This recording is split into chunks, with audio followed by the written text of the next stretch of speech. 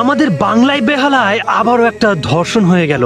আজ কোথায় গেল সেই সব নেতারা, কোথায় গেল সেই সব রাজনৈতিক দল যারা বড় বড় কথা বলেছিল, শর্ত দিয়েছিল? আজ কোথায় গেল সেই অভয়ের মা, যে অভয়ের মা কথা দিয়েছিলে, বলেছিল যে এই বাংলার বুকে আর কখনো এই ধরনের ঘটনা ঘটতে দেব না, কিন্তু আবারও সেই বেহালায় ধর্ষণ। আজ সেই বাংলার মানুষগুলোও বা কোথায়? মশাল হাতে রাস্তায় নামতে হবে না? বিচার চাইতে হবে না? সেই সব প্রতিবাদী মানুষগুলো আজ কোথায় গেছে?